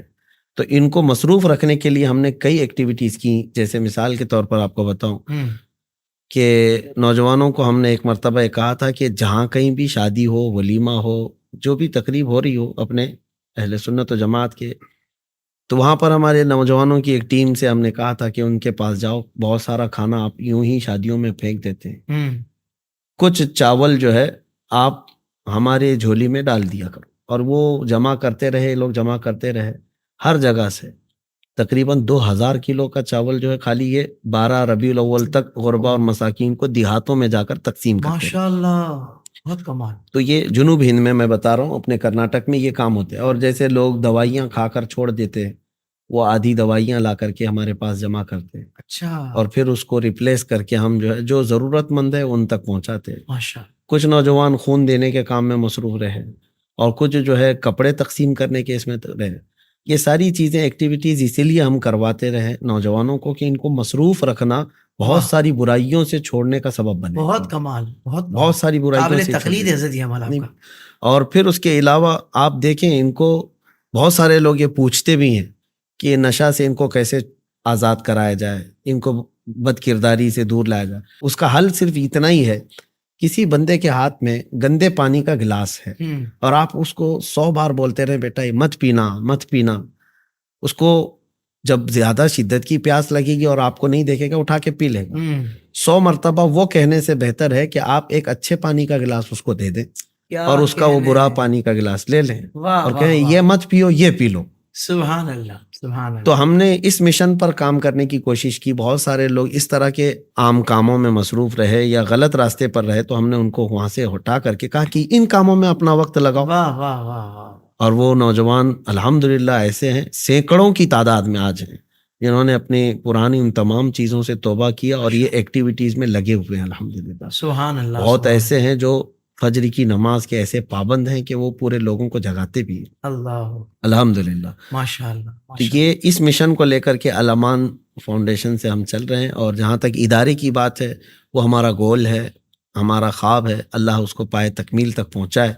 ہم صرف ایک جگہ نہیں بلکہ ہر شہر میں یہ چاہتے ہیں کہ ایسا ایک ادارہ قائم ہو جہاں پر ہمارے بچے دینی اور دنیاوی دونوں تعلیم حاصل کر کے فارغ ہو سکیں اور شانہ بشانہ دنیا کے چل سکیں۔ جو ہمارا عروج و ارتقا تھا زمانے قدیم میں اس کو واپس لایا جائے۔ کیا کہنے، واہ واہ۔ اس کو واپس لانے کا ایک سبب یہ ایک ذریعہ یہی ہے جو ماررہ مطہرہ کی حضور سیدی امین ملت کی آواز ہے، آدھی روٹی کھائیں گے بچوں کو پڑھائیں گے۔ بہت اچھا۔ میں یہ چاہتا ہوں کہ ہر شہر میں ہم اسکول قائم کریں یا دینی تعلیم کے ساتھ قائم کریں۔ اللہ تبارک و تعالیٰ مسبب الاسباب، اسباب پیدا فرمائے۔ حضرت آپ نے گفتگو کے دوران یہ ارشاد فرمایا کہ بھائی ایک گندے پانی کا گلاس رکھا ہوا ہے اور ہم یہ کہہ رہے کہ یہ نہ پیو یہ نہ پیو، تو ان کے سامنے صاف پانی کا گلاس رکھ دیا جائے، کہا جائے کہ یہ پی لو۔ تو حضرت ہم نے بھی سوشل میڈیا پہ یہی کوشش کی کہ ہمارے بڑوں نے وہ کوشش کرتے رہے اور کر رہے ہیں کہ بھائی یہ فحش جو مواد ہے یا برا مواد ہے، یہ جو بدعقیدگی والا کانٹینٹ ہے وہ نہ دیکھیں۔ بالکل، مگر ظاہر بات ہے کہ وہ سامنے آتا رہتا ہے اور لوگ بعض اوقات دیکھ لیتے ہیں۔ تو ہم نے اسلامک ڈیجیٹل اسٹوڈیو نے کوشش کی کہ صحیح کانٹینٹ، اسلامی جو صحیح تعلیمات ہیں اس کو بہت اچھے انداز میں، پروفیشنل انداز میں، اچھی کوالٹی کے ساتھ اور جدید تقاضوں کو سامنے رکھ کر شریعت کے دائرے میں رہتے ہوئے پوری دنیا تک پہنچایا جائے۔ تو حضرت دنیا بھر کے دیگر ممالک کے ساتھ ساتھ ہندوستان میں بھی اسلامک ڈیجیٹل اسٹوڈیو کے نشریات کو دیکھا جاتا ہے۔ آپ اس کام کو کس نظر سے دیکھتے ہیں؟ دیکھیے بات وہی ہے، آپ جس مشن کو لے کر چل رہے ہیں میں آپ کی تائید کرتا ہوں اور بہت آپ کو اس کی مبارکبادی بھی پیش کرتا ہوں۔ مثال کے طور پر 1 گھنٹے کی آپ نے گفتگو کی ہو یا اس سے قبل بھی بڑے اکابر علماء سے آپ نے گفتگو کی ہے، اور بھی دیگر آپ کے جو بھی پروگرام آپ نشر کر رہے ہیں، جس کے پاس بھی یہ جاتا ہے سوشل میڈیا پہ، اگر وہ نوجوان دیکھتا ہے، اور ظاہر سی بات ہے دیکھ رہے ہیں تبھی تو آپ کے پاس موجود ہے، سارا ریکارڈ بھی موجود ہوگا، تو اتنا تو یقین ہے کہ جتنی دیر وہ دیکھ رہا ہے غلط کام سے بچا ہوا ہے، اللہ، دیگر کسی سبحان اللہ، واہیات کو استعمال کرنے سے اور خرافات میں جانے سے یہ بچا ہوا ہے۔ اور یہ کام میں سمجھتا ہوں کہ سوشل میڈیا پر اس قدر ہم لوگوں کو کام کرنے کی ضرورت ہے، سنیت کو پھیلانے کے لیے، عشق رسول کو پھیلانے کے لیے، کہ جس طرح سے یہ گندا مواد ریلیٹڈ ویڈیوز میں آتا ہے یہ اتنا کم ہو جائے کہ ریلیٹڈ ویڈیوز میں ہمارے نوجوانوں کے پاس سارا کا سارا مواد عشق رسول کا آنے لگ جائے۔ اللہ، اتنے کام کی ضرورت سبحان ہے، اللہ، سبحان اور یہ ہوگا انشاءاللہ۔ جزاک اللہ خیر حضرت، میری یہ خواہش رہے گی کہ آگے بھی آپ ہمارے ادارے اسلامک ڈیجیٹل اسٹوڈیو کو مختلف مواقع پر مختلف ٹاپکس پر کانٹینٹ دیتے رہیں، یعنی ہم آپ کی ریکارڈنگ سے ہمارے ناظرین استفادہ کرتے رہیں۔ تو میں امید کرتا ہوں انشاءاللہ کہ آگے بھی ہمیں آپ کانٹینٹ دیتے رہیں گے انشاءاللہ۔ ضرور آپ کا یہ پلیٹ فارم اور یہ میدان اللہ سلامت رکھے۔ مجھے بڑی خوشی ہے کہ آپ جس طرح سے علماء اسلام کا احترام کرتے ہیں اور ان کی باتیں پہنچانے کے لیے آپ ذریعہ بنتے ہیں، یہ بھی آپ کی ایک بہت بڑی خدمت ہے۔ اور میں تو ایک چھوٹا آدمی ہوں، اور اس پوری فہرست میں آپ کے پوڈ کاسٹ میں جتنے علماء آئے ہوں گے اس میں سب سے چھوٹا آدمی ہوں گا اور کمزور آدمی ہوں، لیکن آپ کی محبتیں اور آپ کی شفقتیں دیکھ کر مجھے بڑی خوشی حاصل ہوئی ہے۔ اللہ اور پھر وہی میں جملہ دہراتا ہوں کہ سارے مومنین ایک جسم کی طرح ہیں۔ سبحان اللہ، خطہ اور علاقہ معنی نہیں رکھتا، کیا بات، ایمان کی سلامتی ہو تو ہر جگہ جو ہے یہ تار جڑ جاتے ہیں۔ کیا کہنے، سبحان اللہ، سبحان اللہ کریم آپ کو سلامت رکھے۔ آمین۔ آپ کی آواز کو اللہ تعالیٰ نے اپنے حبیب کی محبت کے لیے اور مدح سرائی کے لیے چنا ہے، مولا اسی کام کے لیے آخری سانس تک برقرار رکھے۔ آمین، اللہم آمین۔ مفتی صاحب کا شکریہ ادا کرنے سے پہلے اور آپ سے اجازت لینے سے پہلے میں یہ ضرور کہنا چاہوں گا کہ بھائی وہ کہتے ہیں نا کہ حضرت کا انداز بڑا سخت ہے، لہجہ بڑا سخت ہوتا ہے، تو یہ یاد رکھیے گا کہ جو صحابہ کرام رضوان اللہ علیہ اجمعین کا معیار ہے نا محبت کرنے کا اور دشمنی کرنے کا، الحمدللہ ان کے ساتھ جو بھی ملے گا نا، نہیں بھی ملے گا تو میں آپ کو بتا دیتا ہوں کہ ان کا بھی وہی معیار ہے کہ اشداء علی الکفار رحماء بینہم۔